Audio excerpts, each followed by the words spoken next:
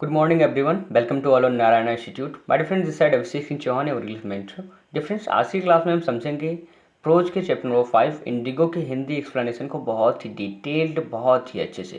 Dear friends, कोई भी doubt नहीं बचने वाला इस चैप्टर से रिलेटेड इस वीडियो के एंड के साथ, तो प्लीज़ आप लोग वीडियो के एंड तक बने रहें। अगर आप क्लास 12th में हैं, यूपी, सीबीएसई, एमपी या फिर बिहार बोर्ड एग्जाम की तैयारी कर रहे हैं, तो आपके लिए वीडियो बहुत ही इंपॉर्टेंट होने वाला है। अगर आप वीडियो के एंड तक बने रहते हैं तो आप कभी भी ये नहीं होगा आपके साथ ऐसा कि आपको यह चैप्टर समझ में ना आए। तो प्लीज़ वीडियो के एंड तक बने रहें, ठीक है। आइए देर न करते हुए शुरुआत करते हैं आज की क्लास का। Let's start the today's session. Difference Indigo. Indigo मतलब होता क्या है?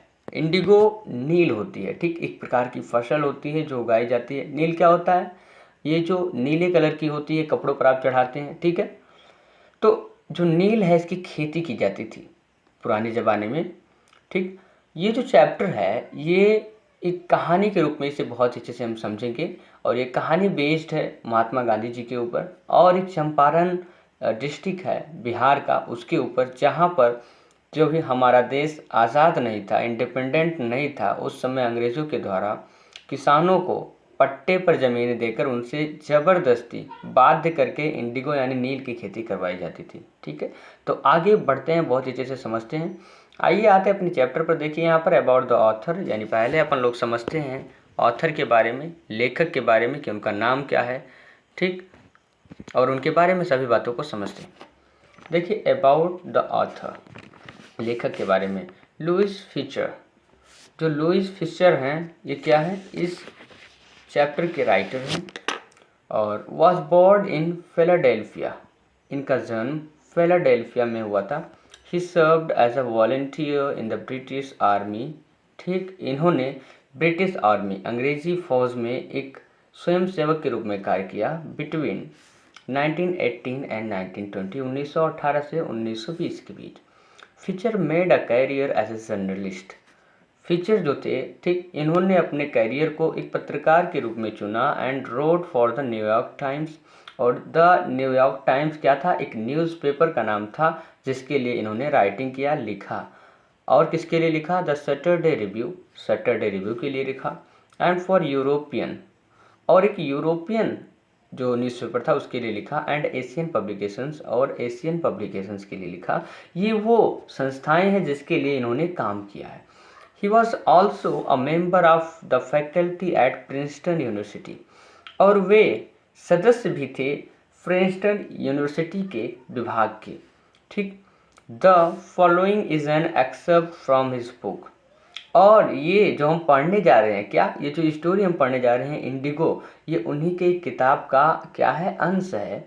The life of Mahatma Gandhi, जो कि उनकी किताब का क्या नाम है? The life of Mahatma Gandhi, यानी महात्मा गांधी का जीवन। The book has been reviewed as one of the best books ever. इस बुक को, ठीक, सबसे अच्छी पुस्तकों में से एक माना जाता है जो अभी तक लिखी गई हैं ऑन गांधी, ठीक, यानी गांधी जी के ऊपर, by Times Educational Supplement. Times Educational Supplement के द्वारा जो अब तक गांधी जी के ऊपर किताबें लिखी गई हैं, उनमें से सबसे अच्छी बुक ये मानी जाती है। कौन सी? The life of Mahatma Gandhi, right. तो ये था आपका अबाउट द ऑथर, लेखक के बारे में हमने समझा। लेखक कौन है? लुइस फिशर, ठीक। इनका जन्म फिलाडेल्फिया में हुआ था, और ये एक ब्रिटिश फौज में स्वयंसेवक के रूप में इन्होंने कार्य किया, ठीक। ये एक पत्रकार थे, इन्होंने बहुत सी संस्थाओं के लिए, अलग अलग संस्थाओं के लिए काम किया। ये प्रिंसटन यूनिवर्सिटी के सदस्य भी थे, ठीक। और इसमें ये जो हम पढ़ने जा रहे हैं कहानी, इनकी किताब का एक अंश है। तो आइए देर न करते हुए शुरुआत करते हैं अपने पैराग्राफ्स की।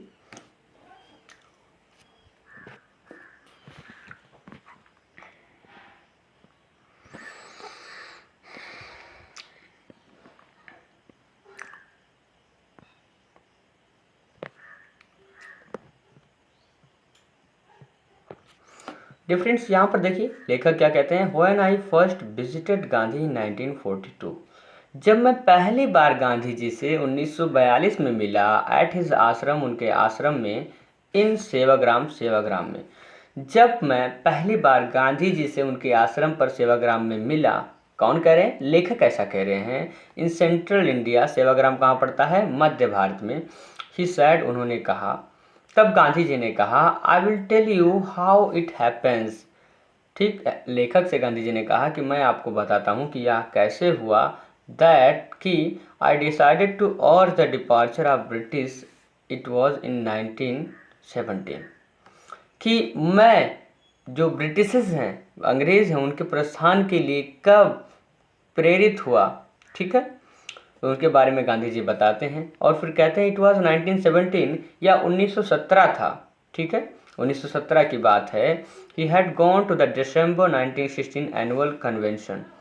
वे गए हुए थे, ठीक, एनुअल कन्वेंशन में, वार्षिक सम्मेलन में 1916 में, दिसंबर में। ठीक, वे दिसंबर 1916 में एक एनुअल कन्वेंशन के लिए गए थे ऑफ इंडियन नेशनल कांग्रेस, भारतीय राष्ट्रीय कांग्रेस पार्टी की, इन लखनऊ में।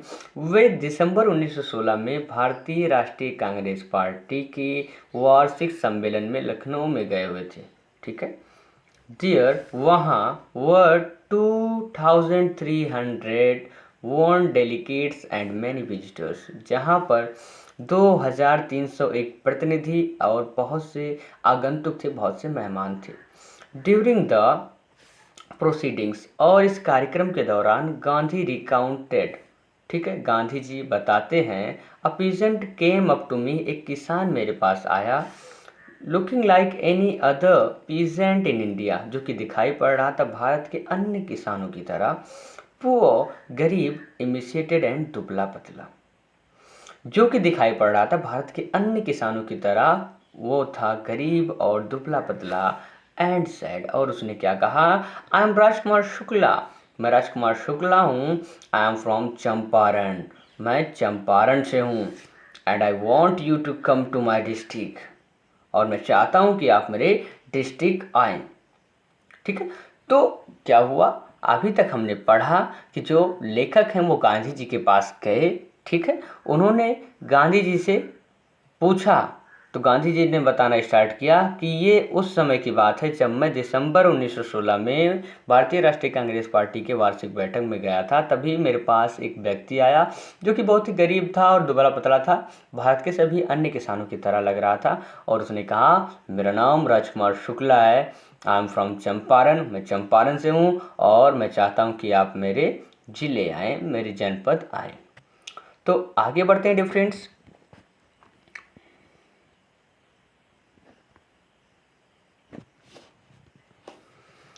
देखिए यहाँ पर, Gandhi had never heard of the place, जब उसने कहा मैं चंपारण से हूँ, तो गांधी चंपारण के बारे में पहले कभी इन्होंने सुना ही नहीं था। It was the foothills of touring Himalayas, ये चंपारण कहाँ पड़ता था बेटा, ये पड़ता था हिमालय, जो क्या है, पर्वत है, उसके पहाड़ियों के छोर पर। ठीक है, निचले जो क्षेत्र है, तराई क्षेत्र है, वहाँ पर पड़ता था, near the kingdom of Nepal, यानी नेपाल देश, यानी नेपाल किंगडम, नेपाल राज्य के पास ये पड़ता था। कौन, बिहार।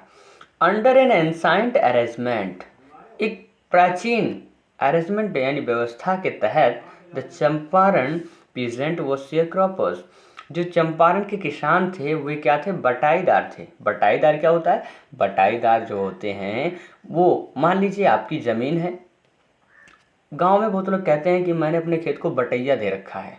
ठीक है, बटैया दे रखा है, यानी खेत किसी दूसरे का है और उस पर कोई व्यक्ति रेंट देकर उस पर खेती कर रहा है। ठीक है, चाहे उसके लिए टैक्स देता हो या फिर रेंट पर उसने कुछ पैसे भुगतान करके, ठीक है, उस पर खेती कर रहा हो, उसी को कहते हैं शेयरक्रॉपर्स, यानी बटाईदार। Rajkumar Shukla was one of them, और उन्हीं बटाईदारों में से एक था राजकुमार शुक्ला, जो वहाँ गांधी जी के पास गया था। He was illiterate but resolute, ये अशिक्षित था, पढ़ा लिखा नहीं था, लेकिन दृढ़ निश्चयी था। He had come to the, ठीक, यानी वह गया था। अब कहाँ गया था ये भी पता लगाते हैं। आइए बढ़ते हैं हम लोग आगे और समझते हैं कि राजकुमार शुक्ला कहाँ गया था। ठीक है, अब यहाँ पर देखिए, he had come to the Congress session to complain about the injustice of the landlord system in Bihar, और इस बारे में शिकायत करने के लिए भी वह कांग्रेस के सत्र में गया था कि जो अन्याय हो रहे हैं लैंड लॉर्ड के द्वारा, जमींदारों के द्वारा बिहार में। And somebody had probably said, तो जब वो वहाँ गए थे राजकुमार शुक्ला, तो किसी ने शायद उनसे कहा था स्पीक टू गांधी, कि इसके बारे में आप गांधी जी से कहिए। Gandhi told Shukla he had an appointment in Kanpur. Difference, ये जो कानपुर है बेटा, कानपुर, ये उस समय कानपुर की मीनिंग जो लिखी जाती थी उसके अकॉर्डिंग है। आपको पता है ब्रिटिश हर एक वर्ड को डिफरेंट तरीके से बोलते थे, ठीक, डिफरेंट तरीके से लिखते थे। तो ये उस समय जो कानपुर की स्पेलिंग थी वो यहाँ पर प्रयोग किया गया है। And was also committed to go the other parts of India. तो गांधी जी ने शुक्ला से कहा, जब राजकुमार शुक्ला ने क्या कहा था कि आपको मेरे साथ मेरे जिले चंपारण चढ़ना होगा, तब गांधी जी ने शुक्ला से कहा कि उनका अपॉइंटमेंट है कानपुर में और वे भारत के अदर यानी अन्य जगहों पर भी जाने के लिए कमिटेड हैं, उन्होंने वादा किया है। शुक्ला अकम्पनाइड हिम एवरीवेयर, तब शुक्ला सभी जगह उनके साथ गया। Then Gandhi return to his ashram, और फिर गांधी जी अपने आश्रम वापस लौटे नियर अहमदाबाद, अहमदाबाद के पास। Shukla followed him to the ashram, और शुक्ला उनके पीछे पीछे उनके आश्रम तक आया। For week he never left Gandhi side, और हफ्तों तक उसने गांधी जी का साथ नहीं छोड़ा। Fixed a date he bagged, उसने गांधी जी से प्रार्थना किया कि गांधी जी एक डेट फिक्स कर दीजिए, ठीक। इम्प्रेस्ड बाय द शेयरक्रॉपर्स टेनेसिटी, और इस बटाईदार की दृढ़ता से एंड स्टोरी से और कहानी से गांधी जी इम्प्रेस्ड हुए, और गांधी जी ने कहा, I have to be in Calcutta on such and such date, ठीक, मुझे इस दिन कैलकाटा में रहना है, ठीक। कम एंड मीट मी, आओ और मुझे वहाँ मिलो। And take me from there, और मुझे वहाँ से ले चलो, ठीक। तो जब राजकुमार शुक्ला ने गांधी जी से कहा कि आप मेरे जिले चंपारण चलिए, तब उन्होंने कहा कि नहीं, अभी तो मैं नहीं चल सकता। क्यों? क्योंकि अभी मुझे कानपुर जाना है और भारत के अन्य जगहों पर मैंने अपॉइंटमेंट दे रखा है, मुझे वहाँ जाना है। एक काम करो आप। फिर क्या कहा उस राजकुमार शुक्ला ने, सभी जगह गया। फिर जब गांधी जी आश्रम वापस लौटे तो उसने कहा कि कोई एक डेट फिक्स कर दो। अरे कितना घुमाओगे गांधी जी, ठीक है। तो डेट फिक्स कर दिया गांधी जी ने। गांधी जी ने कहा कि आप कलकत्ता आओ, ठीक, और वहाँ से मुझे ले चलो। अब आगे देखते हैं कि क्या गांधी जी से राजकुमार शुक्ला मिलते हैं कलकत्ता में। आइए बढ़ते हैं आगे।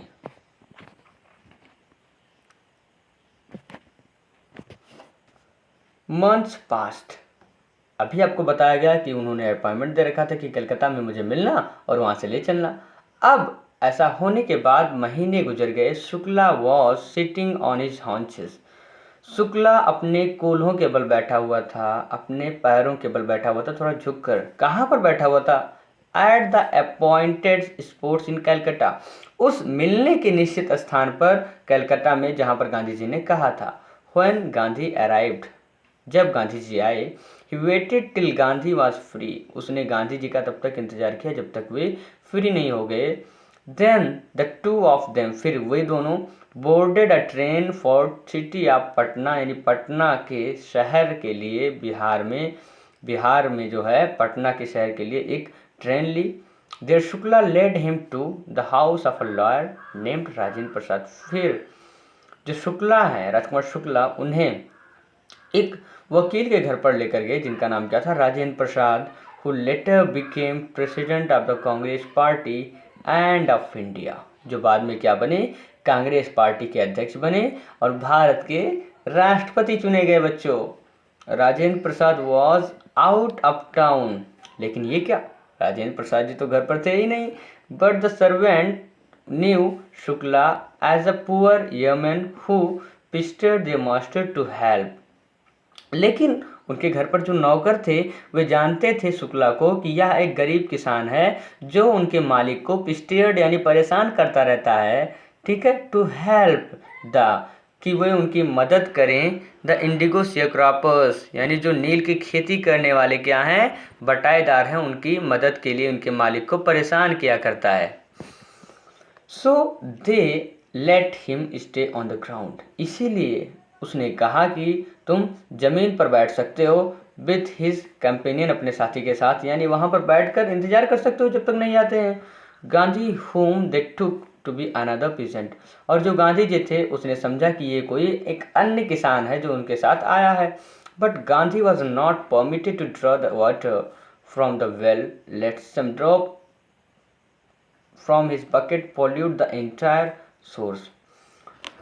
और गांधी जी को उनके कुएं से पानी खींचने के लिए परमिट नहीं किया गया, आज्ञा नहीं दिया गया कि कहीं ऐसा ना हो उनकी बकेट से कुछ पानी के बूंद निकल कर उसमें गिर जाएं और पूरा पानी गंदा हो जाए, प्रदूषित हो जाए।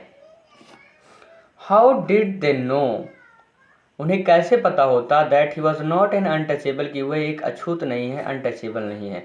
Gandhi decided to go to first to Muzaffarpur, Gandhi ji ने यह निश्चित किया कि वह पहले मुजफ्फरपुर जाएंगे, which was in route to Champaran, जो कि चंपारण के रास्ते में पड़ता था, to obtain more complete information, और वे मुजफ्फरपुर क्यों जाना चाहते थे, ताकि वो प्राप्त कर सकें और ज़्यादा जानकारी अबाउट कंडीशन, उस स्थिति के बारे में, then Shukla was capable of imparting, जिसके बारे में शुक्ला बताने में जितना सक्षम था। ठीक है, क्यों? क्योंकि शुक्ला जितना जानता है उतना ही बता सकता है ना, तो उसके बारे में और जानने के लिए उन्होंने पहले मुजफ्फरपुर जाने के लिए निश्चित किया। He accordingly sent a telegram to professor J B. Kripalani, और इसी के अनुसार उन्होंने एक टेलीग्राम भेजा किन्हें, प्रोफेसर जे.बी. कृपलानी को। कौन थे वो? Of the arts college in Muzaffarpur, यानी मुजफ्फरपुर के आर्ट्स कॉलेज में, whom he had seen, Muzaffarpur के आर्ट कॉलेज में क्या थे? प्रोफेसर थे।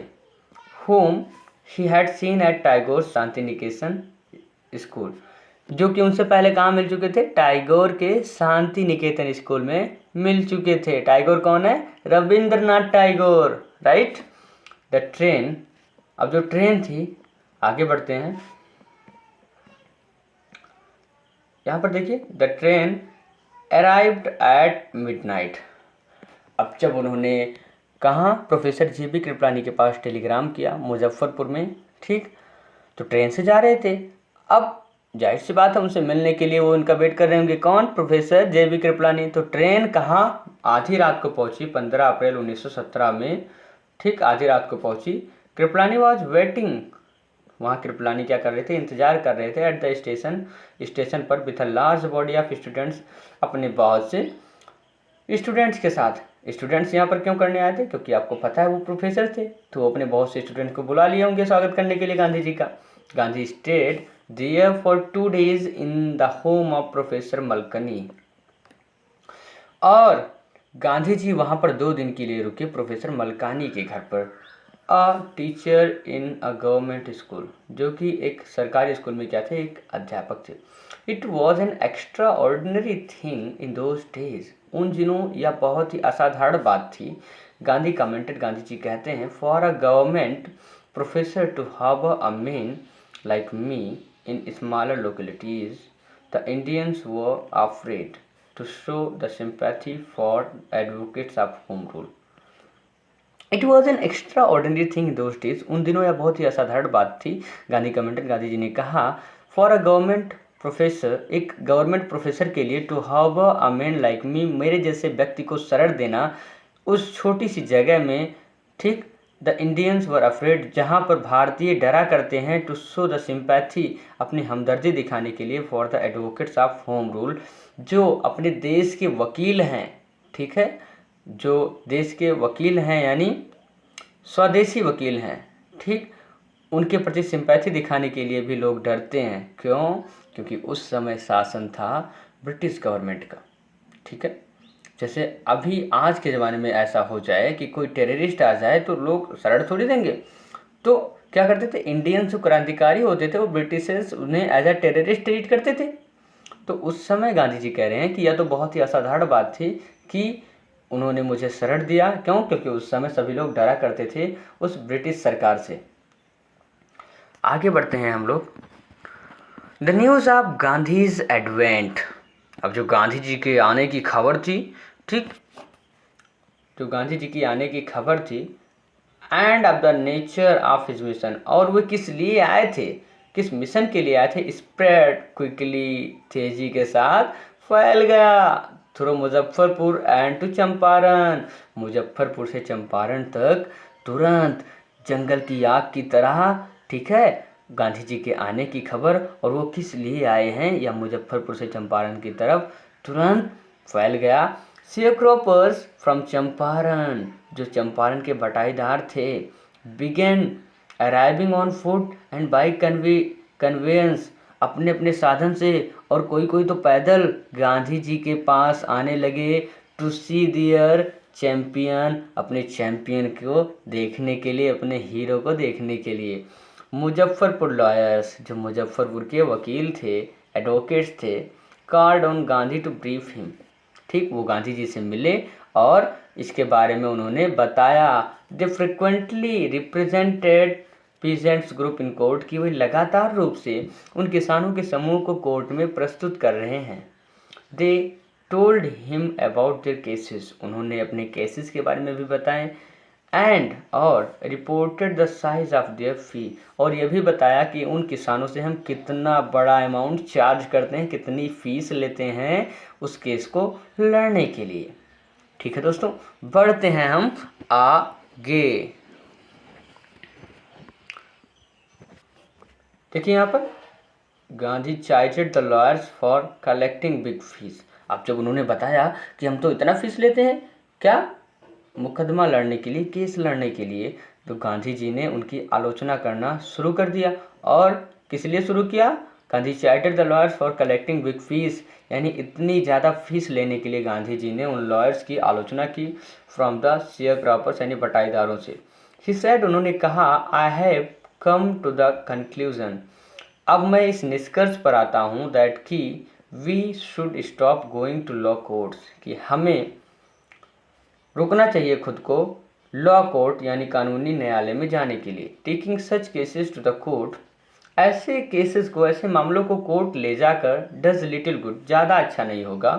Where the peasants are so crushed and fear stricken, जहाँ पर जो किसान हैं बहुत ही डरे हुए हैं और दबे कुचले हुए हैं, लॉ कोर्ट्स आर यूजलेस, ऐसी स्थिति में जो कानूनी न्यायालय है वो यूजलेस है, अनुपयोगी है। The real relief for them is to be free from fear, उनके लिए जो असली वास्तविक आराम होगा वो होगा कि उन्हें इस डर से ही मुक्त कर दिया जाए। Most of the arable land in the Champaran district, जो चंपारण डिस्ट्रिक्ट की अधिकतर एरेबल यानी उपजाऊ लैंड यानी जो भूमि थी, ठीक, वॉज डिवाइडेड इंटू लार्ज, वो बहुत ही बड़े हिस्से में विभाजित थी। ठीक, अब हम बढ़ते हैं आगे और समझते हैं large state owned by Englishman. ठीक, तो बहुत ही बड़े बड़े हिस्सों में विभाजित थी और ओन्ड बाय इंग्लिशमैन यानी जिसका शासन अंग्रेजों के द्वारा चलाया जाता था।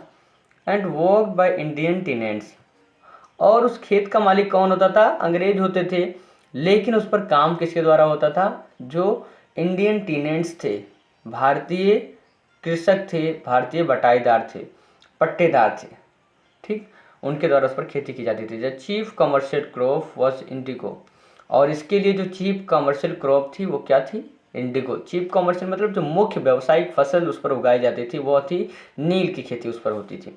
The landlords compelled all tenants, और जो जमींदार थे वो सभी पट्टेदारों को बाध्य करते थे टू प्लांट 3/20 और 15% of their holdings with Indigo, कि वो जितनी भी खेती करते हैं उन पर कम से कम 15% या 2/20वें भाग पर क्या करें?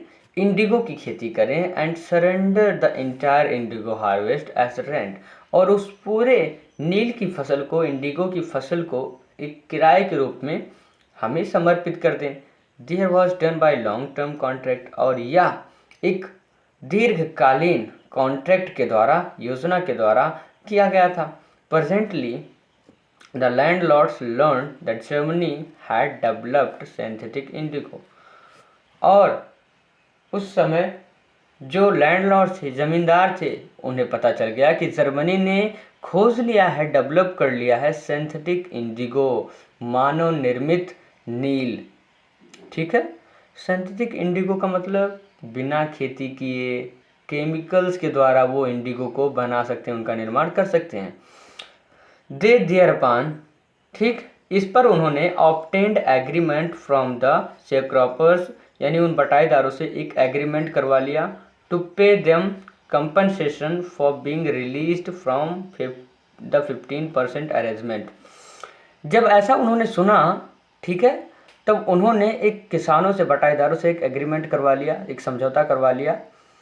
और ये समझौता क्या था कि वे उन्हें क्षतिपूर्ति दे दें उतने दिनों के लिए, ठीक है, और क्षतिपूर्ति देकर वे फ्री हो सकते हैं उस 15% अरेंजमेंट से, यानी जो अभी तक अनिवार्य किया गया था कि 15% भूमि पर, ठीक है, क्या होगा, उन्हें नील की खेती करनी पड़ेगी। अगर वो ऐसा चाहते हैं कि नील की खेती ना करें, ठीक है, तो वे हमें कुछ फीस दें क्षतिपूर्ति, और वे इस जो अरेंजमेंट है इससे फ्री हो सकते हैं।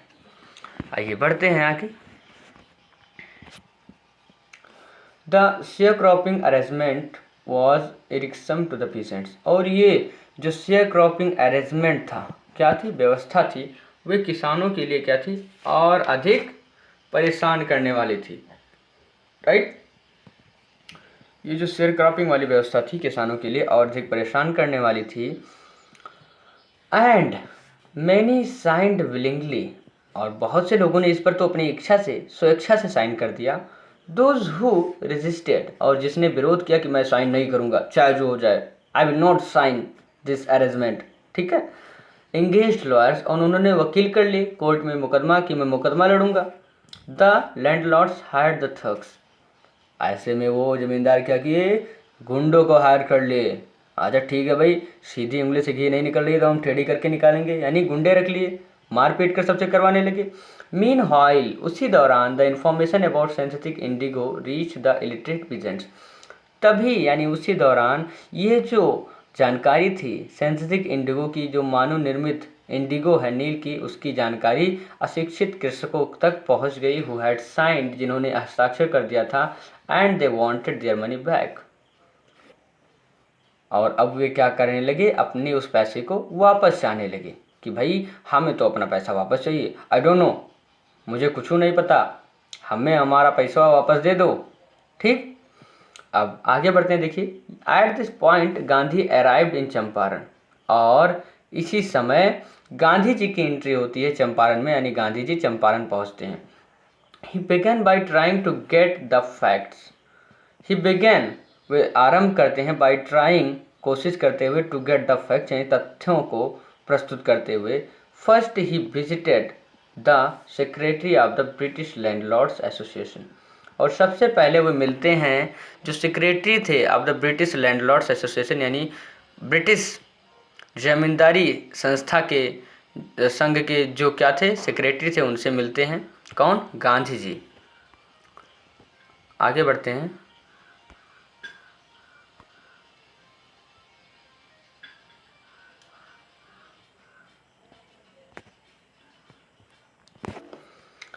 The secretary told him that they could give no information to an outsider. Gandhi answered that he was no outsider.